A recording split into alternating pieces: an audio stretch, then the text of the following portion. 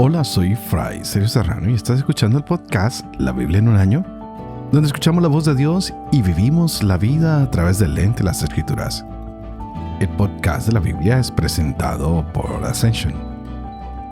Usando la cronología de la Biblia de Great Adventure, leeremos desde Génesis hasta Apocalipsis, descubriendo cómo se desarrolló la historia de salvación y cómo encajamos en esa historia hoy.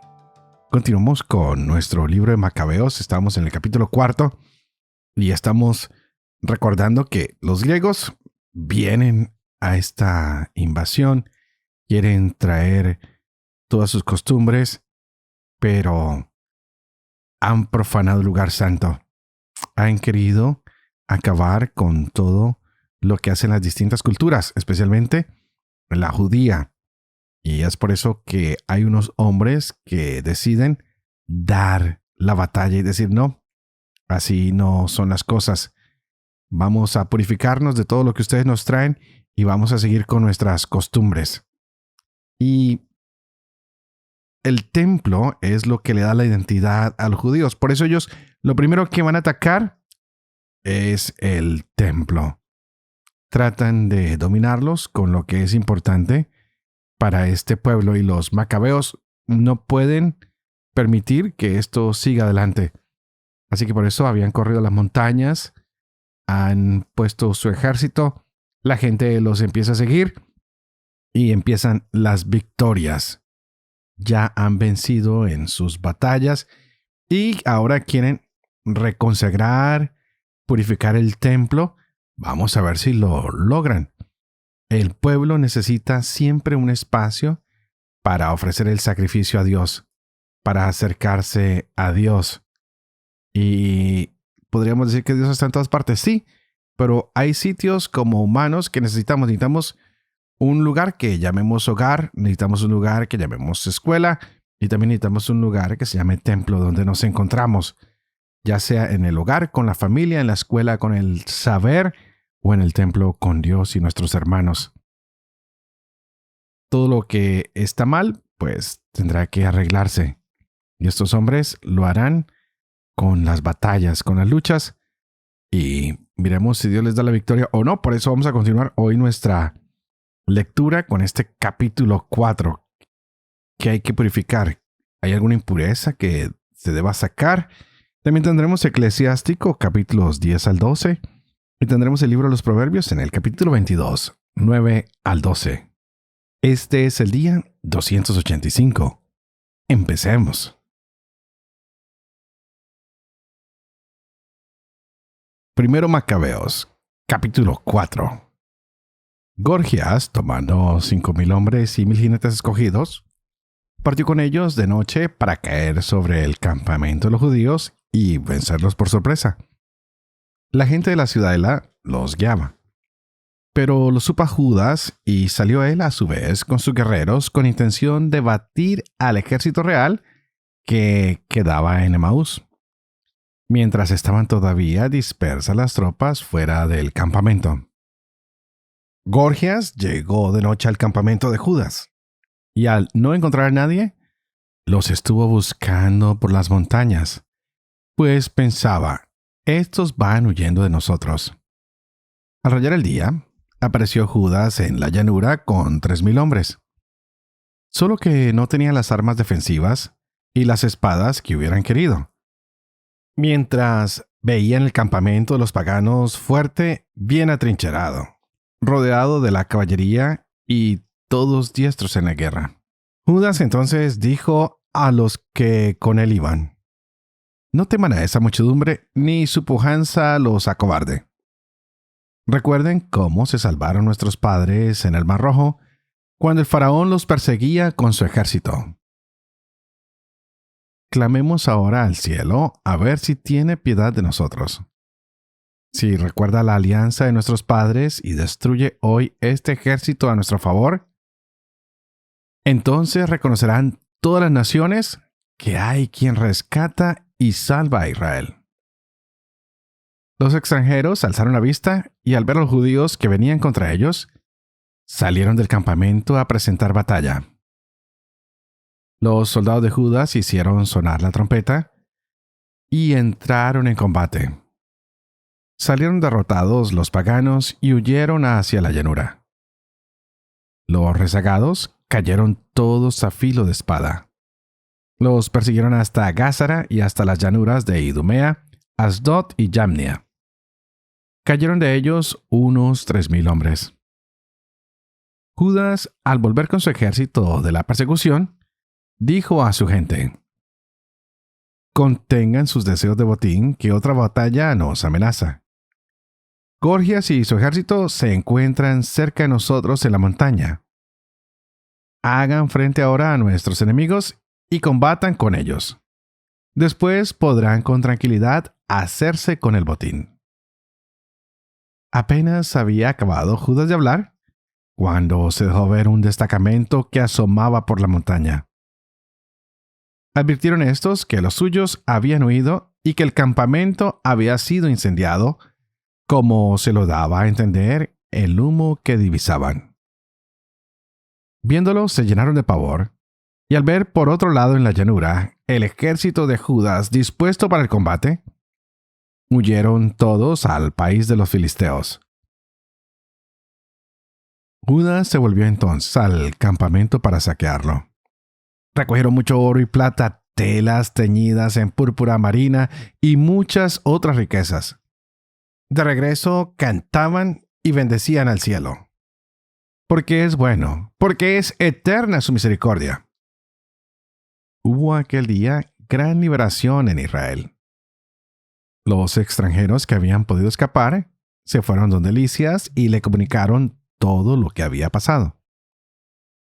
Al oírlos, quedó consternado y abatido, porque a Israel no le había sucedido lo que él quería, ni las cosas habían salido como el rey se lo tenía ordenado. Al año siguiente, reunió Lisias 60,000 hombres escogidos y 5,000 jinetes para combatir contra ellos. Llegaron a Idumea y acamparon en Bet-sur. Judas fue a su encuentro con 10,000 hombres y cuando vio aquel poderoso ejército, oró diciendo: «Bendito seas, Salvador de Israel, que quebraste el ímpetu del poderoso guerrero por mano de tu siervo David y entregaste el ejército de los filisteos en manos de Jonatán, hijo de Saúl, y de su escudero.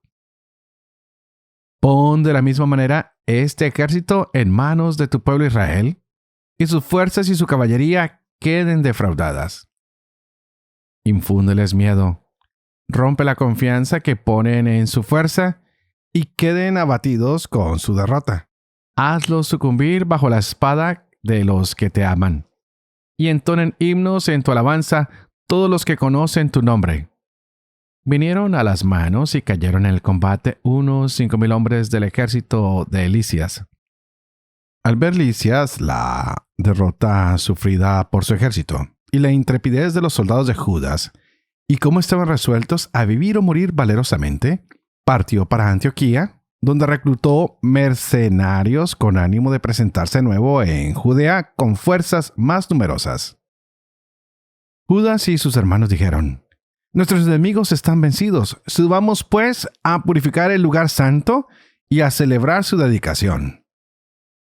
Se reunió todo el ejército y subieron al monte Sión. Cuando vieron el santuario desolado, el altar profanado, las puertas quemadas, arbustos nacidos en los atrios como en un bosque o en un monte cualquiera, y las salas destruidas, rasgaron sus vestidos, dieron muestras de gran dolor y echaron ceniza sobre sus cabezas. Cayeron luego rostro en tierra y a una señal dada por las trompetas, alzaron sus clamores al cielo. Judas dio orden a sus hombres de combatir a los de la ciudadela hasta terminar la purificación del lugar santo. Luego eligió sacerdotes irreprochables, celosos de la ley, que purificaron el lugar santo y llevaron las piedras de la contaminación a un lugar inmundo. Deliberaron sobre lo que había de hacerse con el altar de los holocaustos que estaba profanado. Con buen criterio, acordaron demolerlo para evitarse un oprobio, dado que los paganos lo habían contaminado. Lo demolieron pues y depositaron sus piedras en el monte del templo, en un lugar conveniente hasta que surgiera un profeta que diera respuesta sobre ellas. Tomaron luego piedras sin labrar como prescribía la ley y construyeron un nuevo altar como el anterior. Repararon el lugar santo y el interior del templo y santificaron los atrios.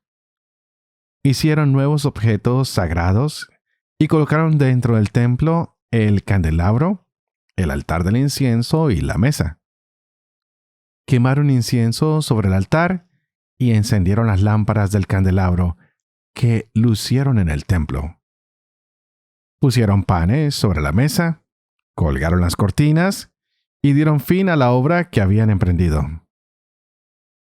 El día 25 del 9º mes, llamado Kisleu del año 148, se levantaron al romper el día y ofrecieron sobre el nuevo altar de los holocaustos que habían construido un sacrificio conforme a la ley. Precisamente fue inaugurado el altar con cánticos, cítaras, liras y címbalos, en el mismo tiempo y al mismo día, en que los paganos lo habían profanado. El pueblo entero se postró rostro en tierra y adoró y bendijo al cielo que los había conducido al triunfo. Durante 8 días celebraron la dedicación del altar y ofrecieron con alegría holocaustos y el sacrificio de comunión y acción de gracias. Adornaron la fachada del templo con coronas de oro y pequeños escudos. Restauraron las entradas y las salas y les pusieron puertas. Hubo grandísima alegría en el pueblo, y el ultraje inferido por los paganos quedó borrado. Judas, de acuerdo con sus hermanos y con toda la asamblea de Israel, decidió que cada año, a su debido tiempo, y durante 8 días a contar del 25 del mes de Kisleu, se celebrara con alborozo y regocijo el aniversario de la dedicación del altar. Por aquel tiempo, levantaron en torno al monte Sión altas murallas y fuertes torres. No fuera que otra vez se presentaran como antes los paganos y lo pisotearan. Puso Judas allí una guarnición que lo defendiera, y para que el pueblo tuviera una fortaleza frente a Idumea, fortificó Bet-Sur.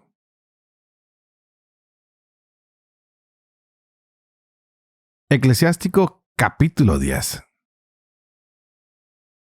El gobernante sabio instruye a su pueblo. La autoridad inteligente está bien consolidada. Según el jefe de Estado, así serán sus ministros. Según el gobernador de la ciudad, así serán todos sus habitantes. Un rey sin instrucción arruina a su pueblo. Los gobernantes prudentes hacen prosperar la ciudad. En manos del Señor está el gobierno de la tierra, y a su debido tiempo suscitará a la persona conveniente. En manos del Señor está el éxito del hombre. Él otorga su gloria al legislador. Sea cual sea su agravio, no guardes rencor al prójimo, y no actúes guiado por un arrebato de violencia. La soberbia es odiosa al Señor y a los hombres. Para ambos es un delito la injusticia. La soberanía pasa de una nación a otra, a causa de las injusticias, las violencias y el dinero. ¿De qué se enorgullece el que es tierra y ceniza si ya en vida su vientre es podredumbre?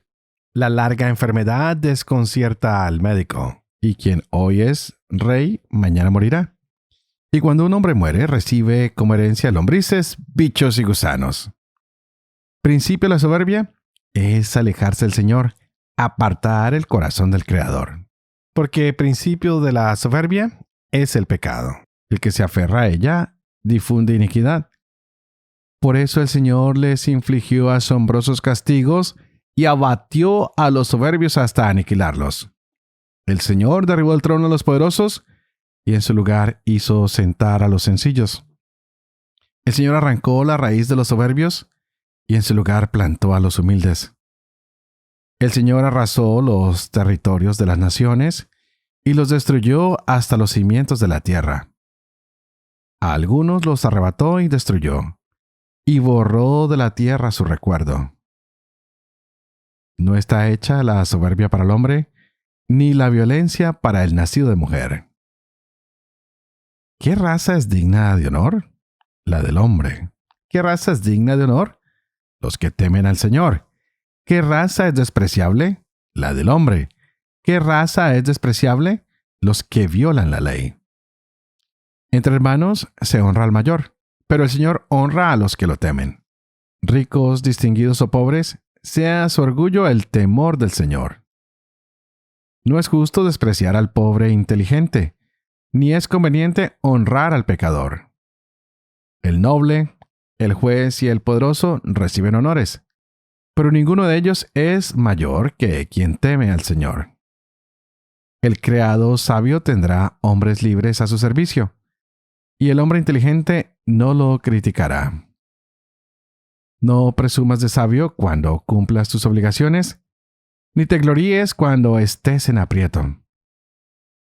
Más vale el que trabaja y anda sobrado que el que alardea y carece de pan. Hijo, ten una moderada estima de ti mismo y valórate en la justa medida.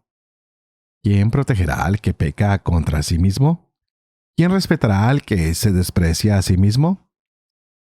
El pobre es honrado por su saber, y el rico por su riqueza. Quien es apreciado en la pobreza, ¿cuánto más lo será en la riqueza? Quien es despreciado en la riqueza, ¿cuánto más lo será en la pobreza? Por su sabiduría el pobre llevará alta la cabeza y se sentará entre los grandes. No alabes al hombre por su belleza, ni desprecies a nadie por su aspecto. Pequeña es la abeja entre los animales que vuelan, pero su producto es el más dulce.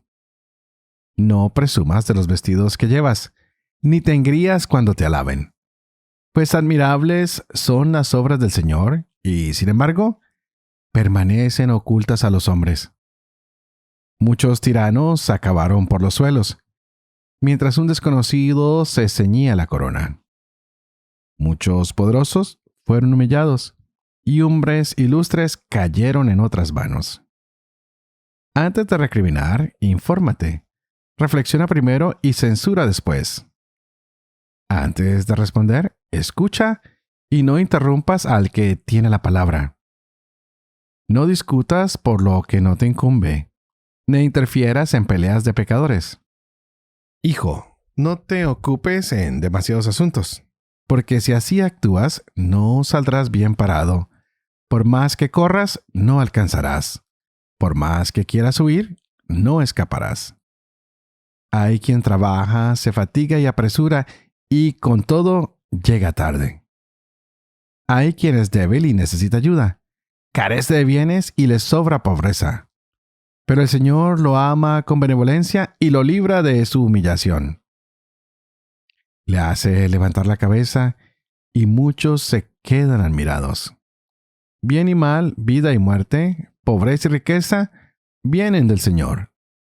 El don del Señor permanece con los piadosos, y su benevolencia los guiará siempre por buen camino.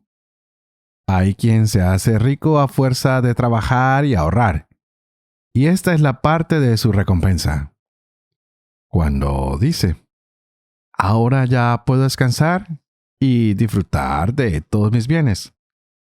No sabe cuánto tiempo pasará hasta que muera y tenga que dejarlo todo a otros. Sigue con tu quehacer y dedícate a él, y en tu tarea envejece. No admires las obras del pecador. Confía en el Señor y sé constante en tu esfuerzo, porque es cosa fácil para el Señor enriquecer al pobre en un instante. La bendición del Señor es la recompensa del piadoso, y en un momento hace florecer su bendición. No digas ¿qué necesito? ¿O qué bienes podría conseguir todavía? No digas ya tengo bastante. ¿Qué mal puede sucederme ahora? Día de bienes, olvido de males. Día de males, olvido de bienes. Es fácil para el Señor el día de la muerte, pagar a cada uno según su conducta. El mal de un momento hace olvidar el gozo, pero cuando el hombre se acerca al fin, se descubren sus obras. Antes de la muerte, no felicites a nadie, porque solo en su final se conoce al hombre. No metas a cualquiera en tu casa, que son muchas las mañas del astuto. Como perdiz cautiva en su jaula, así es el corazón del orgulloso. Como un espía aguarda tu caída. Él tiende su trampa cambiando el bien por mal y corrompiendo las cosas más dignas. Una chispa enciende un brasero. Así el pecador acecha en busca de sangre. Guárdate del malvado, porque maquina el mal y podría deshonrarte para siempre. Mete en casa a un desconocido y te causará problemas. Te hará sentir extraño con tu propia familia. Si haces el bien, mira a quién, y tus favores serán recompensados. Haz bien al piadoso y obtendrás recompensa.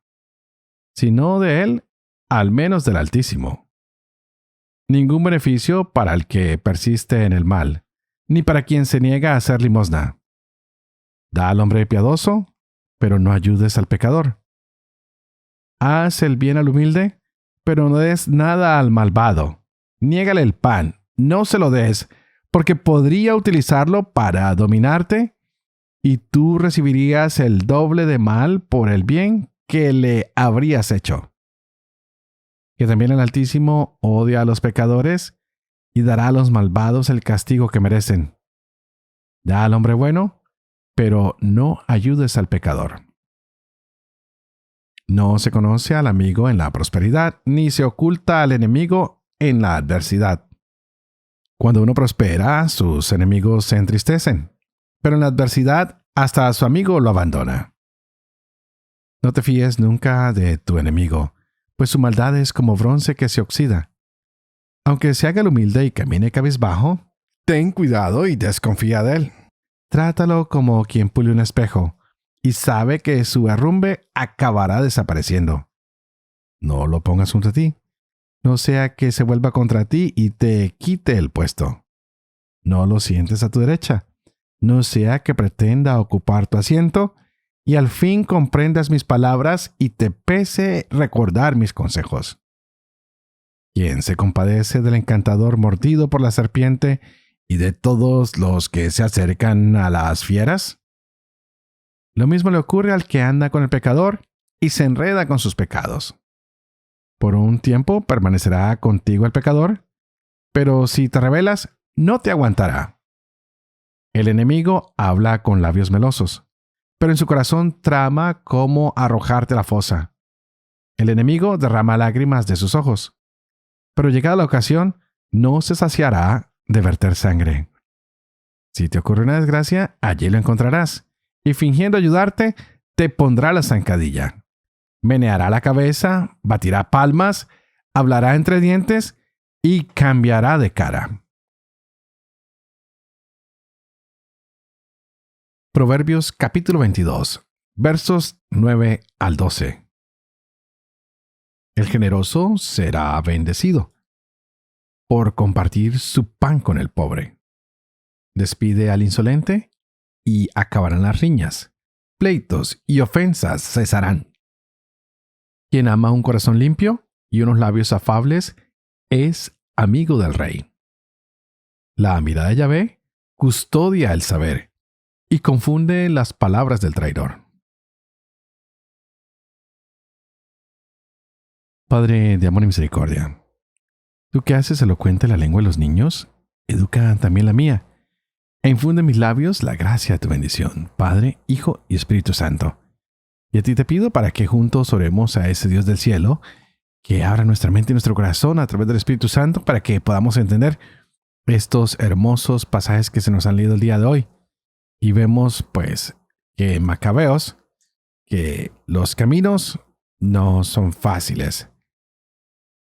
Los macabeos sabían que siempre se podía volver a la fe. Que había que luchar tal vez, sí, pero han reconquistado el templo, lo están colocando al día, lo están preparando para todas las personas y bueno, lo vuelven a dedicar. Es el espacio que tienen para encontrarse con Dios. No podemos imaginar que con una sola batalla ya todo está ganado. Que con una sola batalla hay victoria. Ya seguiremos viendo qué pasa de aquí adelante. Siempre las fuerzas del mal siguen atacando y reatacando y contraatacando. Y tenemos que resistirlos con fe, con fuerza. Tenemos que sacar fuerza de donde no hay muchas veces, cuando parece que todo desfallece, que todo se acaba, que los grandes ejércitos son más poderosos y más grandes. Nuestra confianza siempre puesta en el Señor. Si no está puesta nuestra confianza en Dios, pues no habrá victoria. Este pueblo empieza a permanecer fiel, pero ¿será que vuelve a caer? ¿Será que no? Pues se habían apartado de las costumbres y los griegos tal vez quieran insistir en que vuelvan a esas costumbres que ellos han traído a este territorio, pero se podrán mantener fieles. Y es lo que nos tenemos que preguntar ustedes y yo. La fidelidad a Dios no siempre es fácil. A veces quisiéramos sentir una felicidad de manera plena, pero la verdad es que la fidelidad, aún en los tiempos amargos, puede traernos dulces alegrías. Y la fidelidad en los tiempos de gloria, pues nos hace celebrar con más júbilo. Que hoy podamos perseverar en la fe, que confiemos cada día más en el Señor, la gran enseñanza de los macabeos, que no dejemos de enseñar a nuestros hijos todo lo que estamos aprendiendo. Y bueno, me despido orando por ustedes, pidiéndole al Señor que los ayude a ser fieles, a permanecer en su amor, y a que puedan purificar todo aquello que necesitan purificar en sus vidas para que Él reine en sus corazones eternamente. Y ustedes, por favor, oren por mí, para que yo pueda llevar adelante este proyecto de la Biblia en un año, para que pueda vivir con fe lo que leo, lo que comparto con ustedes, para que pueda enseñar la verdad y sobre todo para que yo pueda cumplir lo que he enseñado. Y que la bendición de Dios Todopoderoso, que es Padre, Hijo y Espíritu Santo, descienda sobre cada uno de ustedes y los acompañe siempre. Que Dios los bendiga.